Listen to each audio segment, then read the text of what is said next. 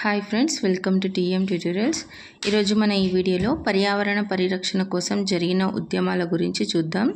మనకి last time మొన్న group 3 ఎగ్జామ్లో కూడా ఒక క్వశ్చన్ వచ్చిందండి.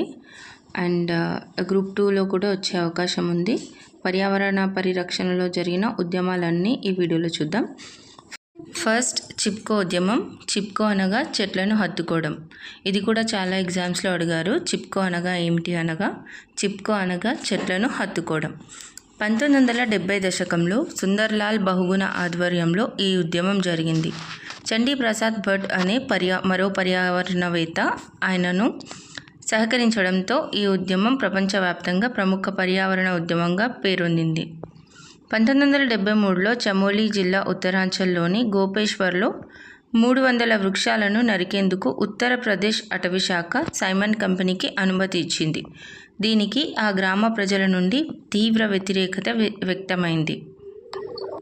నెక్స్ట్, నర్మదా బచావో. నర్మదా నదిపై భారీ ఆనకట్టు నిర్మాణానికి వ్యతిరేకంగా 1985లో ప్రారంభమైన నర్మదా బచావో ఆందోళన అత్యంత శక్తివంతమైన ప్రజా ఉద్యమం. నర్మదా డ్యామ్ ప్రాజెక్టు ప్రకారం నది వెంబడి 3000కు పైగా పెద్ద మరియు చిన్న ఆనకట్టలు నిర్మించాలని ప్రణాళిక. నర్మదా నది గుజరాత్, మధ్యప్రదేశ్ మరియు మహారాష్ట్రాల గుండా ప్రవహిస్తుంది. నర్మదా బచావో ఆందోళన యొక్క ప్రముఖ ప్రతినిధి మేధా పాట్కర్ మరియు బాబా ఆమ్టే.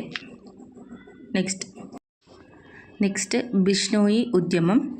అమృతాదేవి ఈ ప్రయత్నానికి నాయకత్వం వహించారు.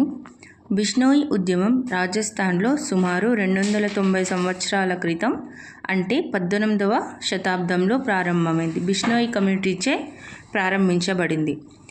జోధ్పూర్ మహారాజు ఆదేశాల మేరకు చెట్లను నరికివేయకుండా కాపాడే ప్రయత్నంలో అమృతాదేవి అనే మహిళా నేతృత్వంలోని 84 గ్రామాలకు చెందిన పెద్ద సమూహం తమ ప్రాణాలను అర్పించింది. నెక్స్ట్, సైలెంట్ వ్యాలీ ఉద్యమం. సైలెంట్ వ్యాలీ ఉద్యమం 1970లో ప్రారంభించబడింది. ఇది కేరళ ప్రజలచే చాలా ప్రసిద్ధ పర్యావరణ పోరాటం.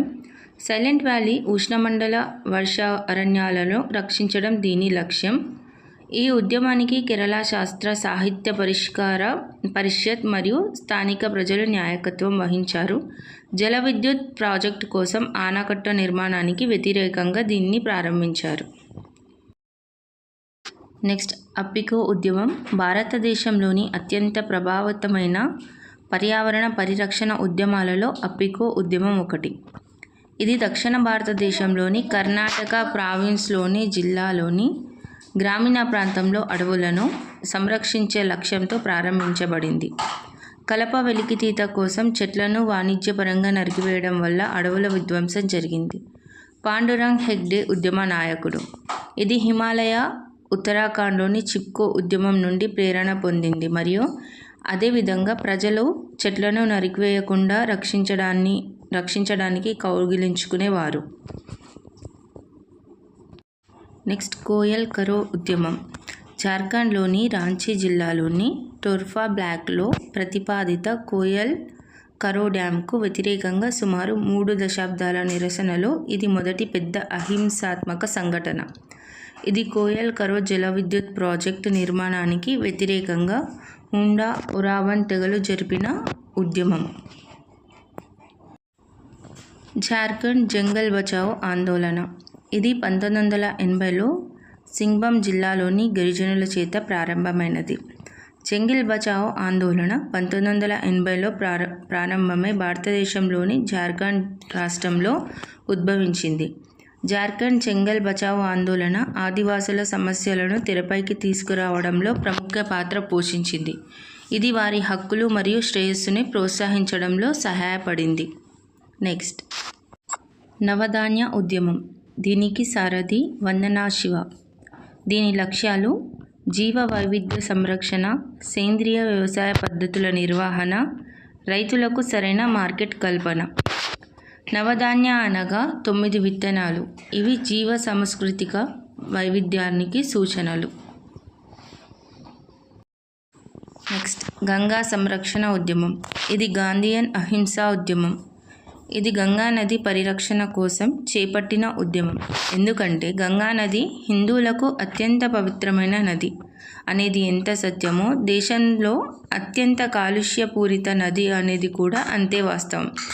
ఈ ఉద్యమం స్థాపకురాలు కన్వీనర్ రమారౌలు. నెక్స్ట్, బలియాపాల్ ఉద్యమం ఒడిషా. దీనిలో రైతులు, మత్స్యకారులు పాల్గొన్నారు. కారణం రాకెట్ లాంచింగ్, శాటిలైట్ లాంచింగ్, దీర్ఘశ్రేణి క్షిపణి ప్రయోగ కేంద్ర నిర్మాణం. దానివల్లనే ఈ ఉద్యమం స్టార్ట్ అయింది, బలియాపాల్ ఉద్యమం. నెక్స్ట్ చిల్కా బచావ్ ఆందోళన ఒడిశాలో జరిగింది 1992వ సంవత్సరం. దీనికి ప్రధాన కారణం ఒడిశా ప్రభుత్వం టాటా గ్రూప్ చేపట్టిన వాణిజ్య విధానం. నెక్స్ట్, అణు విద్యుత్ వ్యతిరేక ఉద్యమాలు. తమిళనాడు తీర ప్రాంతంలో రష్యా దేశ సహకారంతో నిర్మించిన కుడంకలం అనే విద్యుత్ కేంద్రానికి వ్యతిరేకంగా మత్స్యకారులు ఉద్యమం చేశారు. మహారాష్ట్ర తీర ప్రాంతంలో నిర్మించిన ప్రపంచంలోనే అతిపెద్ద అణు విద్యుత్ కేంద్రమైన జైత్పూర్ అణు విద్యుత్ కేంద్రానికి వ్యతిరేకంగా ఈ ఉద్యమం జరిగింది. నెక్స్ట్, తెహ్రీ డ్యామ్ వ్యతిరేక ఉద్యమం. ఈ ఉద్యమంలో పాల్గొన్న వ్యక్తి సుందర్లాల్ బహుగుణ. నెక్స్ట్, భోపాల్ ఘటన. ఇది దేశంలో ఇప్పటి వరకు జరిగిన అతిపెద్ద పారిశ్రామిక దుర్ఘటన. జరిగిన సంవత్సరం డిసెంబర్ 2, 1984. జరిగిన ప్రదేశం భోపాల్, మధ్యప్రదేశ్. కారణమైన సంస్థ యూనియన్ కార్బైడ్ ఇండియా లిమిటెడ్ అనే అమెరికా ఆధారిత పెస్టిసైడ్ కంపెనీ. నెక్స్ట్, సోన్ ఉద్యమం. ఓరియంటల్ పేపర్ మిల్స్ నుండి విడుదలైన కలుషిత పదార్థాల వల్ల సోన్ నదిలోని చేపలు, పరిసర ప్రాంతాల్లోని పశువులు, 20 గ్రామాల ప్రజలు ప్రభావితమయ్యారు. దీనికి వ్యతిరేకంగా జరిగినదే సోన్ ఉద్యమం. అండ్ ఇప్పటి వరకు ఇక్కడి దాకా ఈ వీడియో చూసిన ప్రతి ఒక్కరికి థ్యాంక్ యూ సో మచ్ అండి. Please subscribe to my channel. Thank you.